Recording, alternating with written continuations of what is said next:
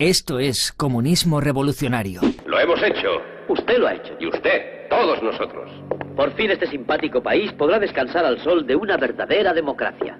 Una tierra donde ningún hombre es mejor que otro, donde hay igualdad de oportunidades y respeto por la ley y el orden. Ahora la ley soy yo, amigo. Sí, pero pronto habrá elecciones libres y la gente podrá elegir a sus propios jefes. Usted puede dimitir voluntariamente y volver a trabajar como agricultor. ¿Qué le pasa? ¿Se ha puesto serio? Esta gente son campesinos, demasiado ignorantes para votar.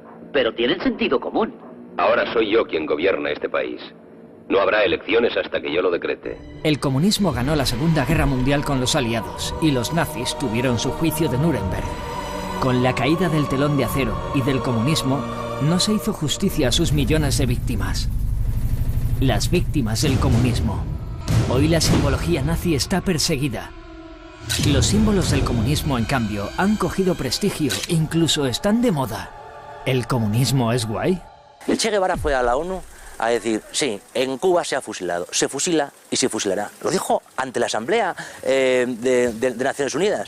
Fusilamientos, sí, hemos fusilado, fusilamos y seguiremos fusilando mientras sea necesario.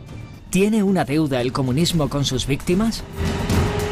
Analizamos unas ideas que nunca se han llevado a cabo. El comunismo es una cosa muy curiosa, es una ideología que en el fondo jamás se ha aplicado, es decir, que jamás se ha llegado al comunismo, y es una ideología muy vieja, te la puedes encontrar en el cristianismo primitivo, en interpretaciones del judaísmo, interpretaciones del islam, en Esparta, en Platón. El comunismo es ser buena persona y luchar por las reivindicaciones de la gente. ¿Usted se cree que a este país lo respetan ahora? Tú le preguntas a qué opina del fascismo. Yo tenía asumido que... ¿Tú tenías asumido que ibas a morir? Tenía asumido que me iban a matar, sí, sí. Si estamos viviendo según los bancos dicen que vivamos, ¿por qué no le llamamos dictadura?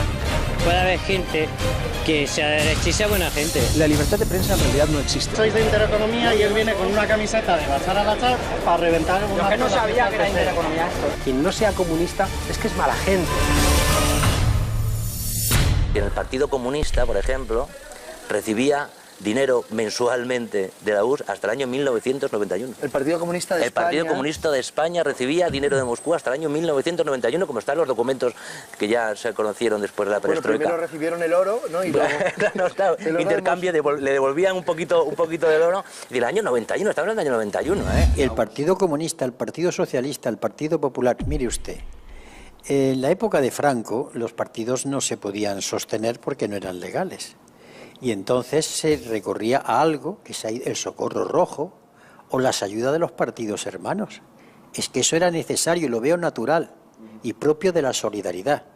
Porque que yo recuerde, debates hubo en la España al inicio de la transición, donde se habló del Frick, del FLO, de la socialdemocracia alemana, es decir, que los partidos españoles en aquella época recibían dinero de sus partidos hermanos. Y lo veo natural. Y no hay que tener vergüenza en reconocerlo. Oiga usted, ¿cómo se financia después la banca? ¿No recibe ayudas de los gobiernos? Estamos en la presentación de Izquierda Europea. Los comunistas del siglo XXI se nos presentan como una alternativa de futuro. ¿Serán capaces de denunciar su pasado? Yo he estado escuchando y hablan eso de ojo con la extrema derecha, ¿no? Que hay que luchar contra el auge del fascismo. Son mensajes que a mí me llegan y también me llegan, han hablado de la transparencia del pasado. Y es que en estas elecciones europeas estoy viendo que ustedes se aunan en una estrella muy chula, en una izquierda europea, que el mensaje es muy bonito, pero detrás de cada partido veo las siglas del Partido Comunista. Entonces, en base a esa transparencia histórica me gustaría, tal y como aquí todos estamos de acuerdo con la historia que denuncia las muertes del nazismo, si ustedes no creen que el comunismo no tiene una deuda con la historia, ¿qué opinan cada uno de ustedes que representan el comunismo de los millones de muertos de gente que luchaba en contra del comunismo? ¿Cuál es su opinión si realmente en esa izquierda europea también se denuncian las muertes del comunismo? Gracias. Hombre, me permite que como presidente del Partido Comunista asuma la respuesta. Mira, la historia tiene una deuda con el comunismo en España. Detrás de esa bandera ha habido gente que en España ha sido torturada, que ha sido encarcelada, que ha sido asesinada por defender la democracia.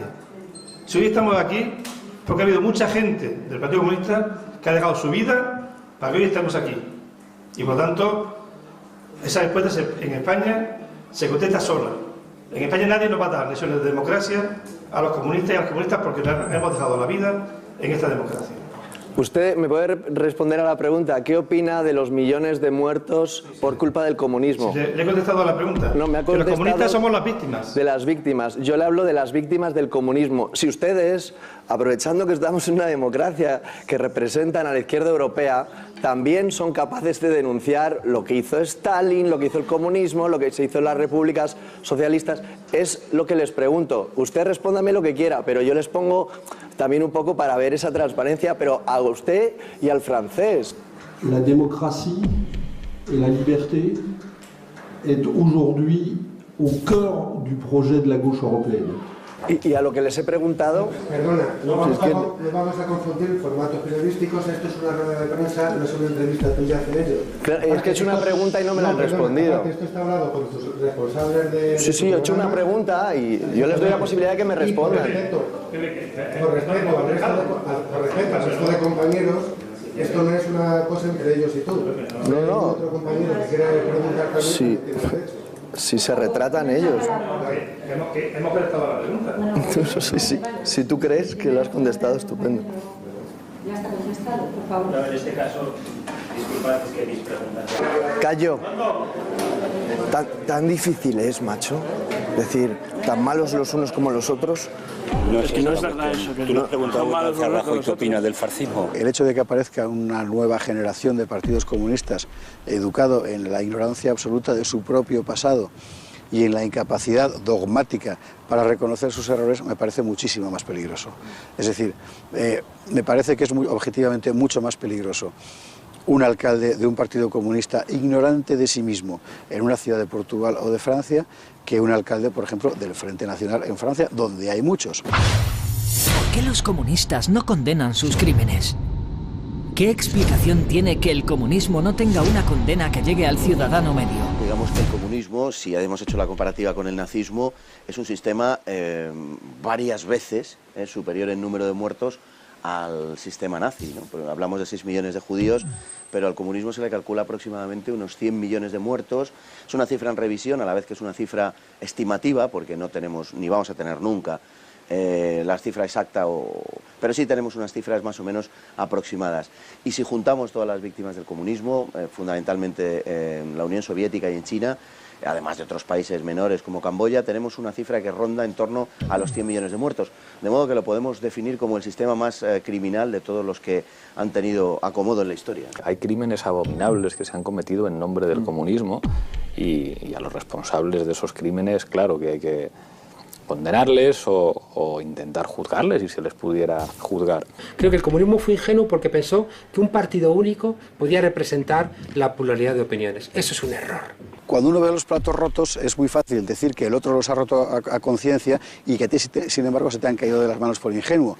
Pero vamos a ver, cuando eso ocurre absolutamente en todas partes, lo mismo en la Unión Soviética que en China, que en Camboya, que en Corea, que en Cuba, no se puede atribuir a la casualidad o a la ingenuidad de las personas. ¿Qué pasa con el comunismo? Vamos a ver. Tú ves que la sociedad es muy desigual y eso te parece que es injusto y doloroso. Y entonces haces una revolución para acabar con la injusticia y el dolor. Y el resultado es que creas más injusticia y más dolor que antes. ¿Qué haces? Lo tapas, lo escondes, creas un discurso delirante que te aleja de la realidad. Y el resultado final es el Gulag y es el comunismo totalitario como lo hemos conocido en el siglo XX y aún hoy alguien pretende mantenerlo en el XXI. Que es verdad que hay estados que en nombre del comunismo han cometido crímenes terribles, claro que sí, y entre otras cosas contra otros comunistas. En el periodo estalinista, que es un periodo muy complejo en la URSS, pues claro que se hicieron cosas terribles y que incluso los propios comunistas condenaron. Es decir, cualquier comunista decente reconoce, y eso ocurre incluso desde la propia Unión Soviética, ¿no? Desde que Khrushchev en el 20 Congreso dice aquí se han hecho barbaridades. ¿Es tan difícil condenar los asesinatos del comunismo? 1. Habláis de los crímenes del nazismo, pero no habláis de los crímenes del comunismo.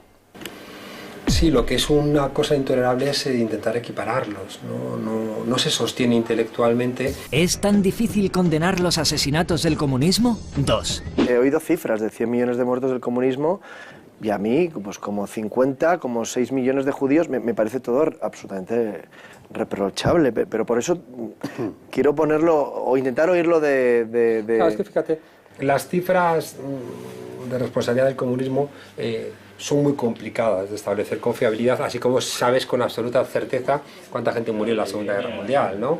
En cambio, otros elementos que tú achacas a ese supuesto libro negro del comunismo no te van a salir esas cuentas, ni mucho menos, ¿no? ¿Es tan difícil condenar los asesinatos del comunismo? 3. Tercera vez lo intento. Es denunciable. Todas las muertes que vengan del comunismo también son denunciables. Pero es que si tú miras las cosas que yo escribo, están siempre ahí. Yo creo que en el gran debe del comunismo en el siglo XX está que tú hagas muros para que la gente no se te vaya, que tú no confíes en la gente, que hagas purgas, que consideres que cualquier desviación de lo que marca una cúpula dirigente coincide con ser un enemigo del pueblo. Todas esas son las barbaridades que hacen intolerable cualquier intento de reeditar en el siglo XXI un socialismo que sea idéntico al del siglo XX. Es que no conozco a nadie sensato que plantee eso. Me da la impresión de que lo que ha ocurrido, que es algo que todos conocemos ya, pues ha sido, no sé, un accidente meteorológico, un tsunami, el anticiclón de las Azores. No. Ha habido una voluntad deliberada de exterminio masivo de sectores enteros de la población.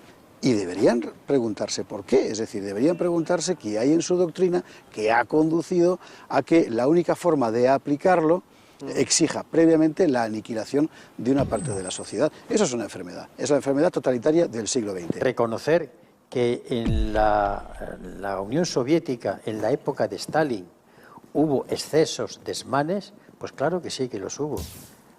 Está el tema del Gulag, sobre el cual habrá que investigar más cosas, está el tema de la prisión de la Lubyanka, Laurentiberia, pues sí, claro que sí, evidentemente.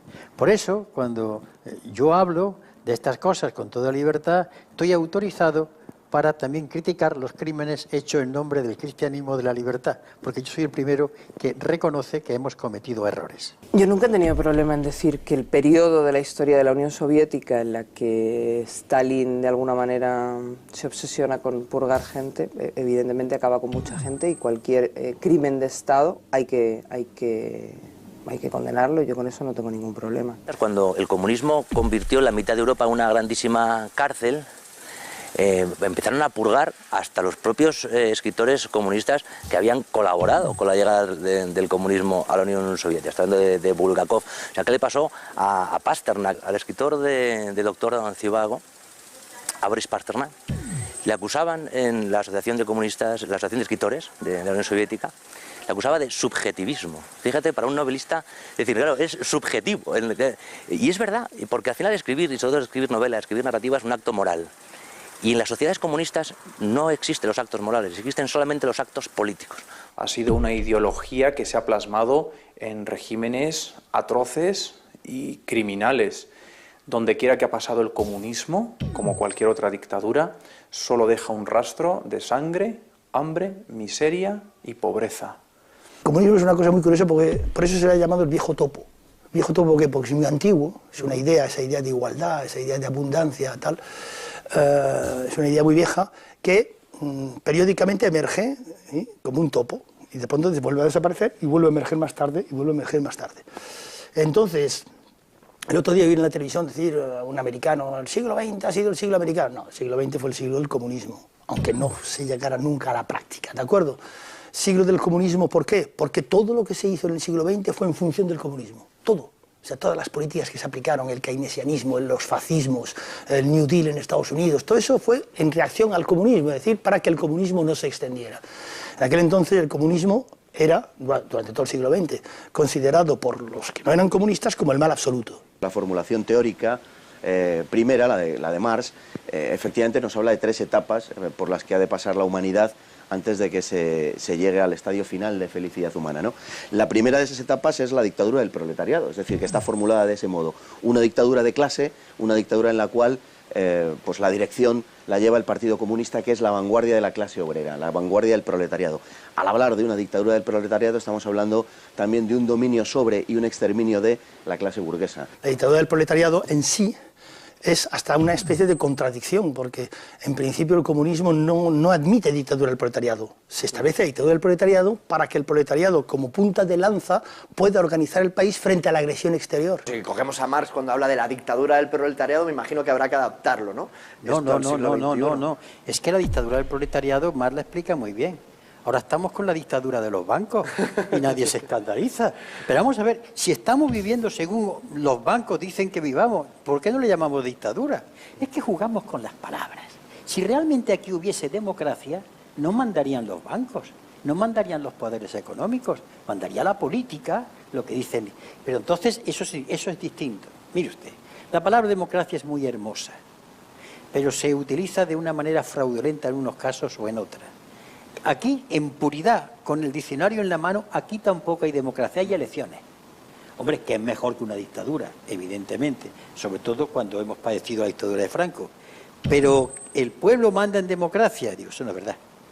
En esta no es verdad. Aquí manda Emilio Botín. La izquierda y la extrema izquierda ha sabido vender muy bien una suerte de valores, y en cambio la derecha, con unos complejos que yo tampoco alcanzo a comprender, no se ha procedido a denunciar al comunismo como se ha hecho con el nazismo, ojo, que merece la mayor y absoluta de las condenas. Indudablemente el comunismo proyecta una imagen de sí mismo que no tiene nada que ver con lo que es el comunismo cuando se apodera de un país o cuando finalmente se concreta el proceso revolucionario. El comunismo sabe dar una imagen, digamos, libertaria de sí mismo. Eso lo hace muy bien, particularmente en algunas latitudes, ¿no? Latitudes como la del comunismo en Venezuela, un populismo revolucionario implantado por un mediático Hugo Chávez. Patria, patria, patria querida, tuyo es mi cielo, tuyo es mi sol. Patria, tuya es mi vida, tuya es mi alma, tuyo es mi amor. En Venezuela, hay quien ha sufrido en sus carnes lo que es el acoso mediático que les ha obligado a salir de aquel país como Noé Pernía. Aquí en España hay profesores que trabajan en la Universidad Complutense de Madrid, que están sufragados por la Embajada de Venezuela. Son sujetos que se han dedicado a hacer... Hemos entrevistado a Juan Carlos Monedero. Me imagino que vas por ahí, ¿no? Pablo Iglesias, Juan Carlos Monedero. Yo no digo nada. Yo creo que la revolución venezolana no terminará triunfando, las cosas como son, sino que, bueno, pues muerto Chávez... Pues porque el problema de cuando los populismos llegan al poder es que hay una reacción de la clase dominante anterior que es desplazada. Y esa reacción de la clase dominante anterior sencillamente consiste en intentar sabotear la revolución todo lo que se puede. ¿Esto en qué se traduce? En que el populismo, que sin embargo no le gustan ni las élites, ni tampoco los jefes carismáticos, termina cogiendo un hombre del pueblo y diciendo, bueno, en ti vamos a confiar hasta que esté consolidada la revolución. Habitualmente eso suele terminar en dictaduras. No estoy diciendo que en Venezuela haya dictaduras porque no la hay. Expropiese. De acuerdo. Y aquel edificio allá en la esquina. También son edificios que tienen locales comerciales. Bueno, y ahí lo que están en unos negocios. Expropiese. ¿Ese edificio aquí cuál es? También es un edificio que tiene locales comerciales de propiedad privada. Expropiese, señor alcalde. Expropiese. En Venezuela la gente, fíjate, vemos en la prensa que tienen problemas para usar papel higiénico, mientras que aquí ayer tuvimos que leer en la prensa que un chaval se murió de hambre, desnutrido, en la cuarta economía del euro. ¿Venezuela tiene problemas? Claro que tiene problemas. Y tiene soluciones, muchas que ojalá las tuviéramos en este país. Yo no quiero en absoluto decir que podríamos trasladar lo que ha hecho Venezuela aquí, porque los países son diferentes y tienen que encontrar su propia lógica. Pero ya basta de intentar demonizar a Venezuela cuando está intentando buscar soluciones que ya las quisiera yo ver en Grecia, en Portugal o en España. Quienes no estamos con el chavismo en Venezuela somos más extranjeros que viviendo en un país extranjero. Yo aquí en España me siento más venezolano que estando dentro de Venezuela, porque se me discrimina y se me execra por no ser del chavismo. Así llamaba en la ONU al presidente de los Estados Unidos, George Bush. Ayer vino el diablo aquí. Ayer estuvo el diablo aquí.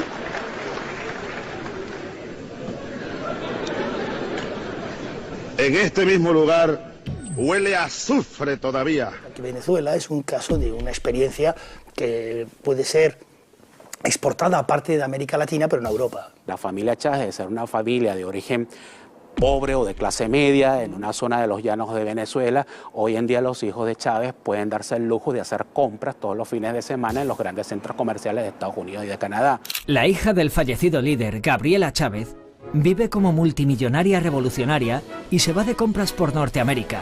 Tuitea sus viajes y cuando se meten con ella, Chávez arremete con piropos como gorda y cerda a sus más críticos.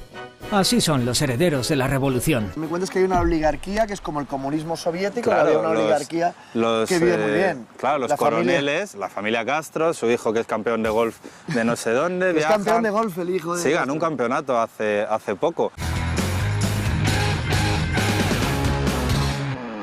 Cada año, el Partido Comunista se reencuentra con sus orígenes y podemos encontrar a toda la izquierda en las fiestas del Partido Comunista. Estamos en la fiesta del Partido Comunista de España. Nos preguntamos cómo es el comunismo del siglo XXI.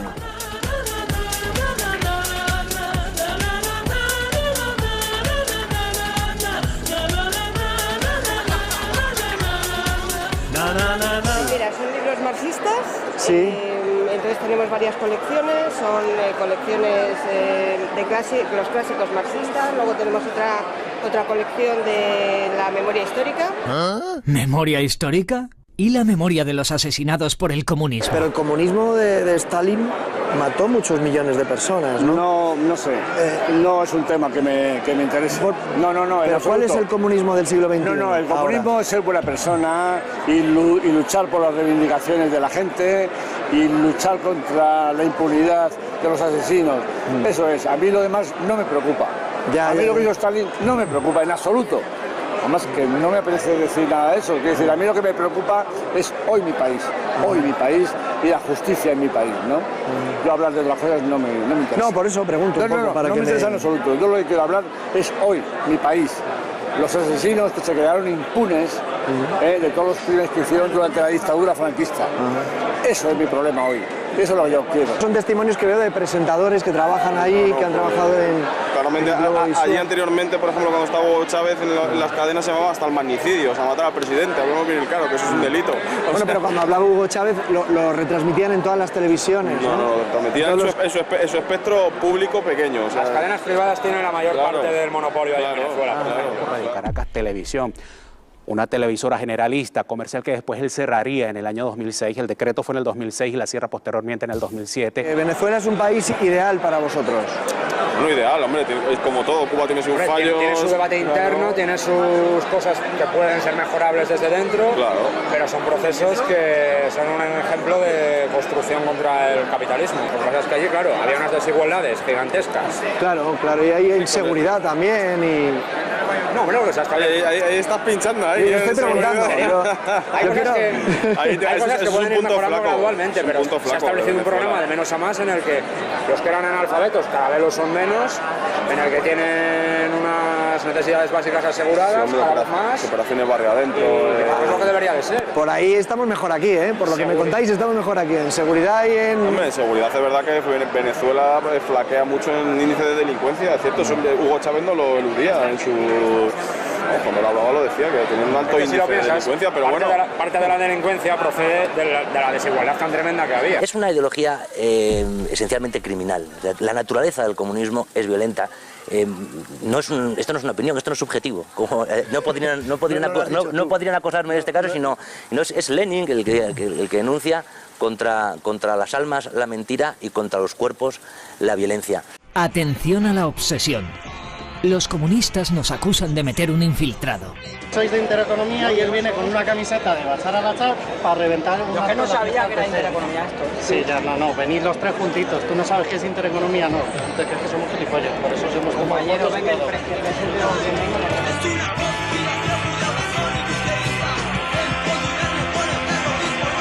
Tú sabes que este signo... Sí.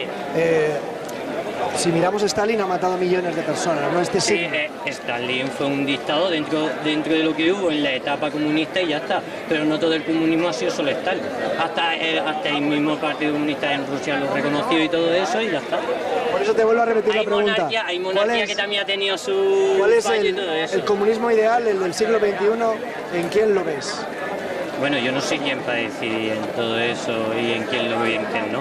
Yo la persona que luche por los derechos humanos y todo eso lo voy a ver también como el que más. ¿Es la de la derecha, la izquierda, los de centro, los socialistas? No, puede haber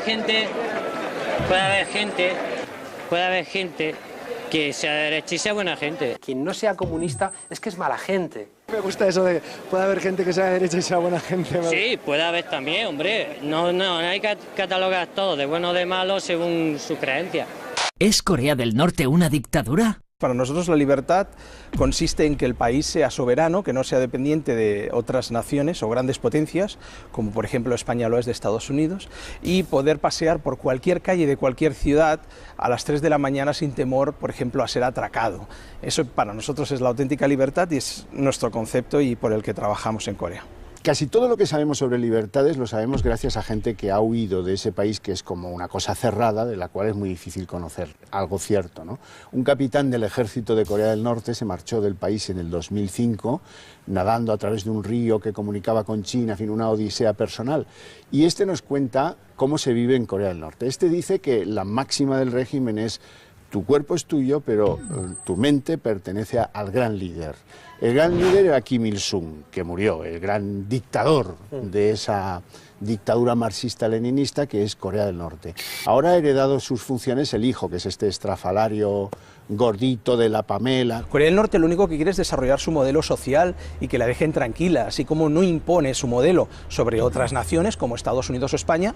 Corea del Norte no quiere que la obliguen a seguir un sistema con el que no estamos de acuerdo. Hay una revolución, hay un proceso para construir un socialismo y no hay ningún motivo de temor, a no ser que el país fuera atacado, lógicamente. La válvula de escape del régimen es el militarismo y la ambición de volver a conquistar Corea del Sur, que, como saben, pues tuvieron una guerra al principio de los años 50, con una zona desmilitarizada y hay túneles que demuestran que el norte sigue ambicionando invadir el sur. Túneles debajo de esos 4 kilómetros desmilitarizados. Hay unidades del ejército de Corea del Sur cuya misión es descubrir por dónde están intentando la invasión los de Corea del Norte. Hemos pasado un periodo muy crítico desde el 1995 hasta el 2000-2001 por la desaparición del bloque socialista, que eso hizo que lógicamente la economía se desmoronara totalmente. Corea del Norte, entre los países socialistas, era el más rico, de hecho. El nivel de vida en Corea del Norte era superior al de otros países de la Europa del Este en la época de la URSS. El problema es que al quedarse sola y al ser un país tan pequeño, de apenas 25 millones de habitantes, lógicamente cuesta mucho recuperar una economía así y sobre todo frente a un bloqueo intensivo económico por parte de los Estados Unidos. ¿Qué es lo que demuestra la incapacidad del régimen comunista? Pues comparen el nivel de vida de Corea del Norte y de Corea del Sur, siendo que ambas sostuvieron una guerra y quedaron igualmente destruidas. La libertad de prensa en realidad no existe. Todos los medios de comunicación están sujetos a un control de determinados lobbies o influencias políticas. Por lo tanto, o bien será partidario de una idea o de otra, pero no existe dicha libertad. No se puede hacer fotografías, claro, es que esto nos faltaba decirlo, ¿no? Toda la vivienda es pública y gratuita. La regala el Estado a cada ciudadano. Por lo tanto, no existen ni los alquileres ni las hipotecas. Partiendo de esa premisa, lógicamente no se puede una persona coger un trozo de tierra, apoderarse de ella o especular con ella. No existe la propiedad, el Estado te asigna un zulo en unos edificios que se llaman blocks, terribles, grises, feos, pequeños, pobres a morir. Hay hambruna, hay gente que se está muriendo de hambre en Corea del Norte. Tenemos una intranet, pueden usar de forma gratuita los servicios de intranet donde tienen chats, emails y donde volcamos la información de la red internacional que es de interés para los científicos o para los estudiantes. De esa forma, así como otros países como en Corea del Sur o Estados Unidos existe determinada censura en la que se ejercen filtros para determinado contenido, bien sea de tipo extremista o terrorista, etc., en Corea lo hacemos directamente creando una intranet interna. De esa forma también los hackers no pueden echar abajo el sistema. todo eso está capado, por supuesto. Controlado. Claro que sí, controlado, capado, no se puede. No se puede. Intranet, dicen que tienen una... Lo que puedes leer está controlado, la comunicación que ellos tienen del exterior, ellos no saben qué pasa afuera. Existen campos de trabajo, no tiene nada que ver con lo que dice la prensa, que es básicamente sensacionalismo. Lo que creemos es que la poca criminalidad que hay, que es básicamente nula en Corea, porque es una sociedad en la que no hay prostitución, en la que no hay drogas, no hay trata de blancas y no existen el tipo de problemas que hay en Occidente. Sí, bueno, llámales como quieras, sitios cerrados de los que no puedes salir, donde te venden, por ejemplo, en paquetes humanos al sur de la Siberia rusa para que trabajes en la construcción fuera de tu país. Rusia o quien sea el empresario ruso paga al Estado de Corea del Norte y esos tíos cuando se termina la obra vuelven como si fueran prisioneros políticos, que en realidad es lo que son. El hecho de ser comunista o de estar contracorriente dentro de este sistema no es nada fácil y eso me ha supuesto en muchos casos, no por mi profesionalidad sino por mis convicciones políticas, el estar de alguna manera continuamente bajo observación e incluso perder varias oportunidades laborales por mi condición política. No conozco casos en los que se discrimina a alguien por ser comunista en una empresa en nuestro país, un país democrático. Sin embargo, ser de derechas en Corea del Norte te puede traer infinitos más problemas, me temo. El comunismo de Cuba lleva más de 50 años intentando demostrar que su régimen es próspero.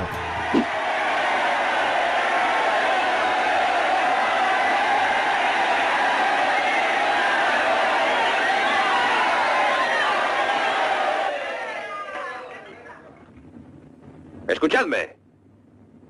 Soy vuestro nuevo presidente. A partir de hoy, el idioma oficial de San Marcos será el sueco. ¡Silencio! Además de eso, todos los ciudadanos de San Marcos deberán cambiarse la ropa interior cada hora y media. La ropa interior deberá llevarse por fuera, para que podamos comprobarlo. Además, todos los niños menores de 16 años tienen ahora 16 años. ¿Pero qué barbaridades está diciendo? El poder se le ha subido a la cabeza. El problema es, si tú tienes a un país cercado, ese país tiende a endurecerse frente a su propia población. ¿Por qué? Pues porque se siente cercado y por tanto no puede aceptar ningún tipo, digamos, de disidencia o ningún tipo de desvío. Hay que ganar porque si no vienen a por ti, vienen a por ti, vienen a por ti. Ricardo González Alfonso ha sido preso político por ejercer su derecho a la libertad de expresión. Pude andar 7 años y 3 meses por las prisiones cubanas. ¿Estuviste 7 años? Y 3 meses. Este libro se escribió en una celda de 1,80 por 2 metros. Yo pedía que reconociera internacionalmente que me estaban condenando por escribir este libro, solicitud que yo sabía que no iban a aceptar, o que me diera un trato tan malo como el resto de mis compañeros, y no uno peor. Ajá. A los 16 días de huelga de hambre gané la batalla. Para poderse sostener en el poder, necesitan llevar a cabo lo que yo denomino el SIDA social, que es el síndrome de inmunoinsuficiencia democrática asumida, que es inocular el virus del miedo y de la desinformación a los niños para ir creando una generación de corderos, amorfa, acrítica. Lo que hacen es igualar a nivel de miseria a la población y una casta, pues vivir como los burgueses que persiguen. Como decía el famoso libro La rebelión en la granja, unos son más iguales que otros. ¿Quién es Sebastián Martínez Ferraté? Un hombre muy aguerrido que se metía en todos los lugares con cámara oculta, incluso con sicarios colombianos, con su cámara oculta delante de un tipo con cara de pocos amigos, la pistola encima de la mesa, en fin, cosas por el estilo, ¿no? Un buen día me llamó su mujer y me dijo, oye, que Sebastián está encarcelado en una prisión en Cuba. ¿Pero cómo? ¿Y eso? ¿Haciendo algún reportaje? No. Había dejado de hacer reportajes hace 2 años. 2 años antes, en el año 2008, había hecho un reportaje sobre prostitución infantil en Cuba, denunciándola y la había emitido en Telecinco. 2 años más tarde, trabajando trabajando en el sector hotelero, las autoridades cubanas le pusieron una trampa. Ven a Cuba que te queremos ofrecer un negocio de hoteles. Y en cuanto llegó a La Habana le detuvieron. Desde que se emitió el documental nunca había pasado absolutamente nada.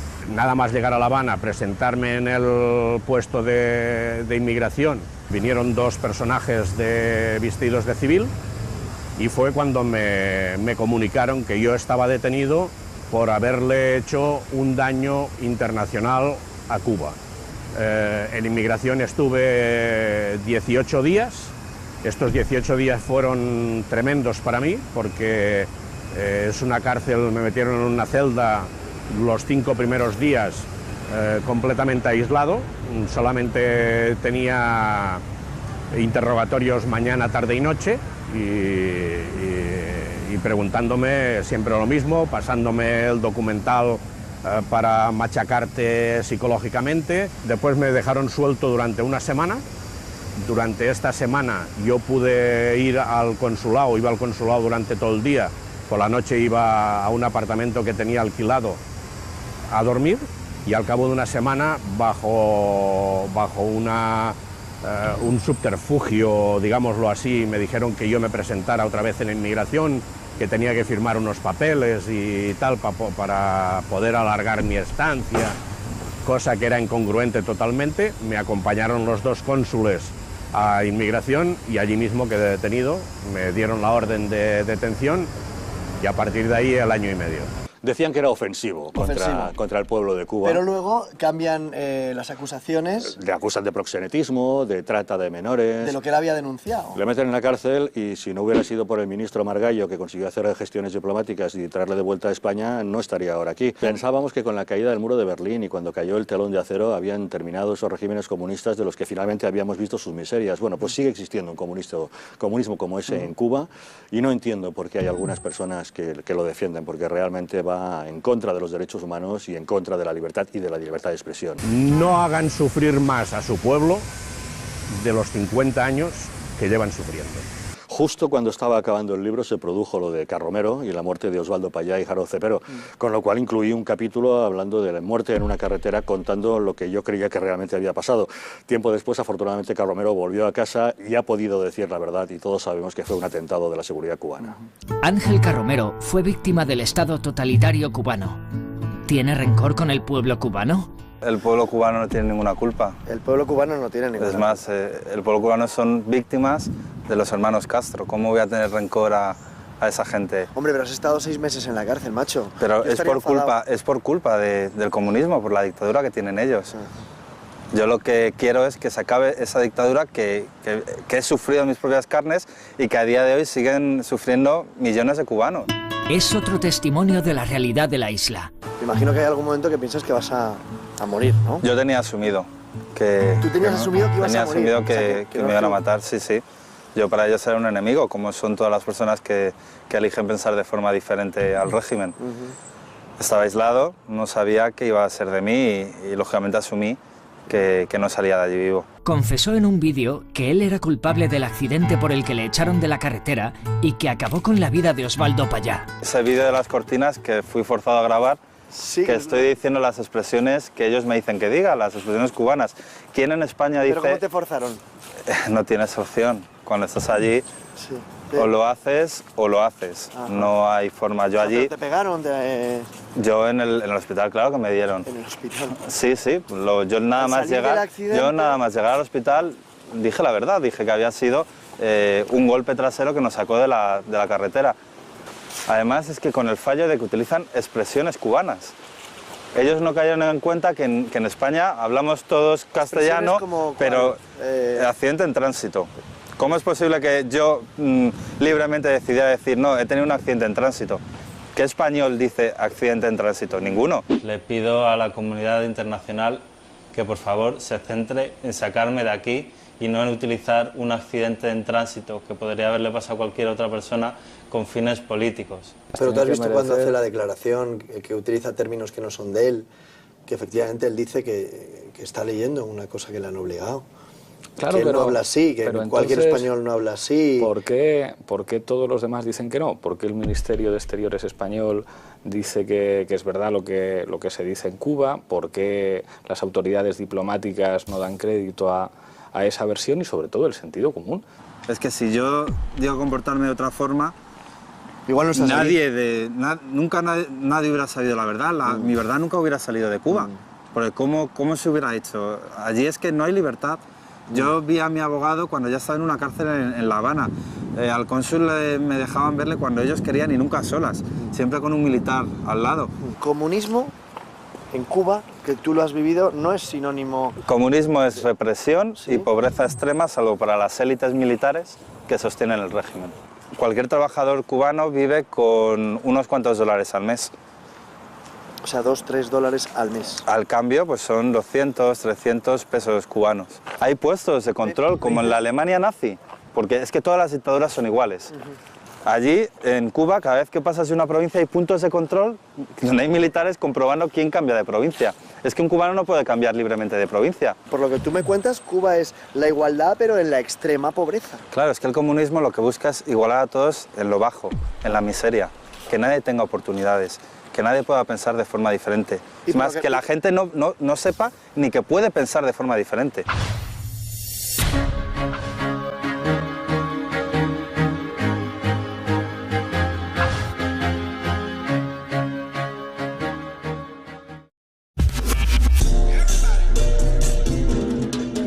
Now, everybody.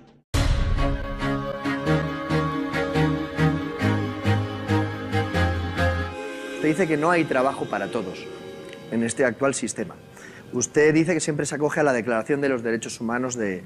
¿No cree que este papá Estado que da esa renta básica, que si no pagas la hipoteca te dice quédate hasta que encuentres trabajo, puede provocar que estemos subvencionados, ¿no? Como el ejemplo de Andalucía, que lleva tantos años gobernando la izquierda y quizás se vive un poco de la subvención? Vamos a ver. Primeramente yo hago un discurso, pero mi mejor discurso es el ejemplo. O sea que yo predico desde el ejemplo cómo vivo y todo el mundo sabe de qué vivo. En cuanto a lo de papá Estado, vamos a ver. Seguramente nadie me negará que la solemne Declaración de Derechos Humanos es un monumento. Pues ahí dice que en el caso de paro toda persona tiene derecho a un subsidio. Luego, si estamos con la solemne Declaración de Derechos Humanos, hay que aceptar que todo tiene derecho por ser humano. ¿No hablamos de la dignidad intrínseca del ser humano? Pues eso significa, para que el ser humano sea digno, tiene que comer todos los días, si no ese discurso es bazofia. Pero hay más.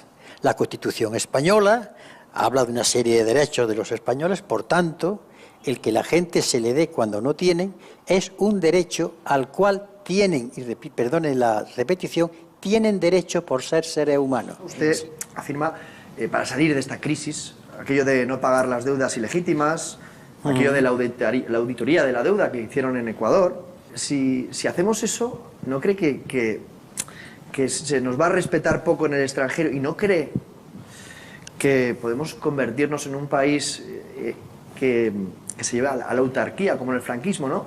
Porque si no pagamos las deudas... ¿Pero usted se cree que a este país lo respetan ahora?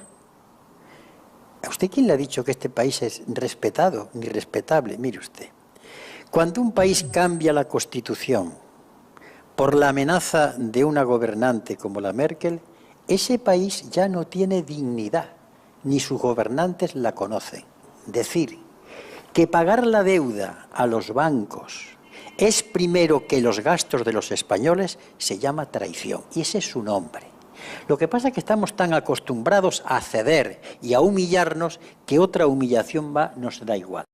Aquí es donde yo quiero ver a los patriotas, los que se emocionan ante un desfile, los que veneran la bandera, sin embargo se callan cuando su país se está vendiendo al extranjero. No los oigo protestar nunca. Tanto que hablaban de desfiles, cuando se entregó el Sáhara, vi a tantos militares callar, ninguno habló. Vamos a hablar de patriotismo, pero de patriotismo sobre hechos concretos. Bueno, del Sáhara hasta Felipe González dijo aquello de hasta la última gota de nuestra sangre. Sí, pero quien lo entregó fue el rey Juan Carlos, de modo que no lo olvidemos, ¿eh? Porque Franco estaba como estaba. Entonces, lo que quiero decir es que salirse del euro o no pagar la deuda significa un acto de justicia. Vamos a ver. 37.000 millones de euros el gobierno se los ha dado a la banca. Para empezar, han salido de los españoles y eso es deuda. ¿Por qué los españoles tenemos que pagar eso a la banca? Pero según los últimos cálculos que he leído, son 100.000 millones el pueblo español le ha regalado. Y eso es deuda que hay que pagar. ¿En razón de qué? Eso es deuda ilegítima. De eso, ¿por qué no se habla? Entonces, ¿por qué? ¿Porque la banca tiene bula? No, tiene el poder. Ese es el problema. Que el gobierno es el dominguillo, es el criado, es el lacayo del poder económico. Ese es el problema. Así que no pagar significa lo siguiente. Si no pagásemos, los bancos alemanes se lo pensarían. Y esto es el discurso que el político tiene que decir. Y decírselo claro a su pueblo. Porque en política hay que decir la verdad. Y decirle al pueblo cómo están las cosas. Pues dígame la verdad. ¿Qué es lo que pasa? Que esas fuerzas políticas que dan unos discursos tan bonitos, luego suben al poder y no hacen prácticamente nada que les ha llevado al poder. Pero hablo de Felipe González, hablo de Zapatero y hablo de Rajoy, ¿eh? Pero mire, ¿estamos todos enfadados? Sí, están ustedes enfadados, pero cuando todo el mundo está enfadado, pero cuando yo veo la intención de voto, veo que lo siguen votando. Y en este caso ya tengo que decirle algo. Pues pueblo mío, tú también eres culpable. Aquellos que votéis, a los que ya han hecho lo que han hecho, porque después, ¿cómo puede ser que haya sitios en que la gente vuelve una vez y otra a votar a ladrones? Entonces, no le echen la culpa a los ladrones, sino a ustedes que los votan una y otra vez. ¿Pero qué tiene el poder? ¿Son esas fuerzas económicas las que les obligan? ¿Qué tiene el poder cuando digo el llegar al gobierno? Un momento, ¿Qué hace que cambien el gobierno no es el poder. No, lo demuestran cuando suben los políticos y les dicen tú no mandas, ¿no? Sí. No, el poder es el poder económico. Ajá. Cuidado. El poder son las eléctricas, Emilio Botín, Francisco González, Endesa, Ensidesa. Esos son los poderes, la banca. El gobierno es el manijero. ¿Sabe usted lo que es un manijero? No. Es el capataz de los cortijos andaluces. Ajá. El que trata con el personal, pero por encima está el señorito. Y esto es así. Y la prueba está cuando el presidente Zapatero, de acuerdo con Rajoy, cambia en una constitución, pero no porque se lo ha dicho el pueblo, sino porque lo ha dicho en un gobernante extranjero. Y recibe una carta amenazante y se pliega. ¿Esos son gobernantes? Eso se llaman dominguillos. Cuando el comunismo se ha llevado a cabo, ¿por qué termina en un populismo revolucionario, en un totalitarismo, en una ausencia de libertad? Hablo de la URSS, hablo de Cuba y hablo ahora de Maduro en Venezuela. Bueno, vamos a ver, quite usted a Maduro. Quite usted a Maduro porque Maduro ha ganado las elecciones. Y es curioso que una determinada prensa española habló de Hugo Chávez como dictador cuando ganó todas las elecciones. E hizo algo que no han sido capaces de hacer los gobernantes occidentales. Someter su mandato a revocación. Es decir, en medio del mandato decir, ¿queréis que siga?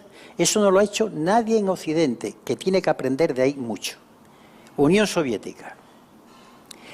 En la Unión Soviética ha existido eso con lo que empezamos la intervención, pero la Unión Soviética fue la que le dio de comer a los rusos, porque con la Iglesia Ortodoxa y con los zares pasaron más hambre que todos los siglos anteriores, y el régimen soviético le dio a su pueblo de comer, le dio sanidad, le dio cultura, y bastante la echaron de menos cuando se cambió aquello y se encontraron que tenía que pagar la calefacción, la electricidad, etcétera, etcétera. O sea que en el régimen soviético había sus luces y sus sombras. Fidel Castro. A Fidel Castro lo hicieron comunista los Estados Unidos, con su perniciosa manía de meterse donde nadie los llama, violando la legalidad internacional. Por cierto, ¿sabe usted que durante 27 asambleas han condenado a Estados Unidos todos los países de la Tierra por mantener el bloqueo contra Cuba? Y siguen. Fidel Castro fue un revolucionario que se levantó contra una dictadura que mataba a su pueblo de hambre. Y le puedo asegurar que en Cuba se come, que tienen una educación y una sanidad que han mandado médicos a todas partes y la prensa nunca lo dice. Por ejemplo, los médicos que hay en Haití. En Sevilla hay maestros cubanos dando clases y no he oído a nadie dar esa noticia. Y naturalmente es un concepto que tienen... No estará de acuerdo conmigo en que hay menos libertad, que hay solo un partido político... Mire usted. La libertad no es solamente la asistencia a partidos políticos, porque verá usted, aquí hay partidos políticos y hay zonas donde no hay ninguna libertad. De modo que lo que pasa es que efectivamente, al tocar el tema Cuba, que es un tema espinoso, yo le confieso lo siguiente, seguramente... yo discutiría muchas cosas con el comandante Castro. Lo he hecho. cuando he hablado con él. Pero tengo claro una cosa. El comandante Castro y yo estamos en la misma trinchera, contra los Estados Unidos. Pero estamos de acuerdo que en los regímenes comunistas la gente se escapa. Como en Corea del Norte. Evidentemente, sí, mire usted. Sí, y por varias razones. Una, porque no están a gusto al llegar a determinado nivel de vida, quieren más cosas. Ajá. Y en segundo lugar, también, sobre todo pasó en Berlín, porque tenían enfrente un escaparate. Y es verdad que se fueron, pero no se cuenta la segunda parte. La segunda parte, que en la Alemania del Este, en el Berlín actual, siguen votando a los antiguos comunistas. Porque circula en ese mundo una especie de proverbio que se lo voy a decir. Cuentan los excomunistas las poblaciones y dicen lo siguiente: lo que nos contaron del comunismo era mentira, lo que nos contaron del capitalismo era verdad. Nosotros nos hemos encontrado con estos nuevos políticos que tienen más capacidad que nunca para tener más información que nunca, pero menos preparados. Entonces, incluso hoy la encuesta PISA dice que nuestros profesores, por irme a su profesión, son los que menos se reciclan, los que menos se forman. ¿Por qué cree que es esto?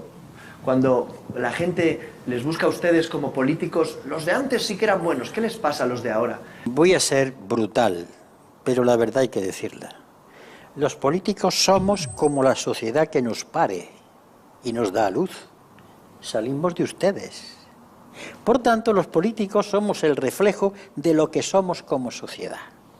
Hoy va usted en la calle y dice: yo no pago impuestos, hacen bien en robar, yo haría lo mismo. Luego, si hay podredumbre en los políticos, porque vienen de un lugar podrido. Lo que ocurre, su gran pecado de los políticos cuando delinquen, cuando hay un delincuente que se demuestra que es cargo político, su pena debía aumentársele. O sea, es un agravante, porque el político no debe hacer eso. El gran pecado es que cuando llegan a un cargo político debieran romper con esa cultura. Pero no se extrañe usted, los políticos salimos de la sociedad. No somos una raza aparte. Somos hijos de Juan, de Pedro, de María, de Antonio, y bueno, y llevamos nuestros defectos. No estoy exculpando a los políticos, repito, yo les pondría pena doble, sino que no digan, bueno, es que el que se hace político de pronto sufre una transformación. No, viene de ahí. Pero sí que es verdad que nos fijamos en nuestros políticos, y si yo ¿hacen ustedes bien? Veo a Elena Valenciano, que va a un hospital, y que va a un hospital privado, o Rubalcaba, y que luego los socialistas llevan a sus hijos a colegios privados, al final, claro, me creo que la derecha, cuando dicen, critican lo que quieren para los demás, pero no para ellos. Lleva usted toda la razón. Por eso no se olvide que he dicho unos minutos antes que yo intento predicar con el ejemplo. Porque en la izquierda, sobre todo, para todos los políticos de derecha e izquierda, tienen que predicar con el ejemplo. El político no tiene vida privada, tiene vida íntima. Cuidado, en las alcobas no entra nadie. Sí, ahí no vamos a preguntar. Pero vida, no ya, ni yo me lo consiento, pero en la vida privada la gente debe saber de qué vivo. Y debe saber qué ingresos tengo y dónde trabajo. Y eso tiene la obligación la gente de saberlo. Y los medios de sacarlo. Porque si no, entonces el político pierde su autoridad, que está en el ejemplo. Pero eso que yo no sé, no me gusta de todos los políticos, en la izquierda lo aguanto menos. No se puede hablar de la enseñanza pública cuando tus hijos los tienes en la privada. Eso es escandaloso. Y eso es traicionar al discurso y traicionar a los miles de compañeros que pertenecen a ese partido en épocas anteriores, que incluso murieron por defender a una enseñanza pública. Solamente alguien lo puede cambiar: el pueblo con su voto. Quiero terminar hablando de si el comunismo tiene futuro. Mire, yo no lo sé. Si el comunismo tiene futuro, depende de los comunistas. De nadie más, Por eso se lo pregunto a usted. Hombre, verá usted, lo que a mí me mueve a predicar con el ejemplo es que soy comunista, porque el comunismo también es un impulso. Esa idea que yo tengo, por la que lucho, me mueve a obrar. Si los que estamos afiliados, y yo creo que sí, nos movemos por eso y actuamos y escuchamos a los demás, pues claro que sí, porque es un impulso que implica intentar cambiar el mundo predicando con el ejemplo. El comunismo ha desaparecido, Quedan algunos símbolos, llenos de un romanticismo que tristemente nos muestra una realidad llena de daños colaterales.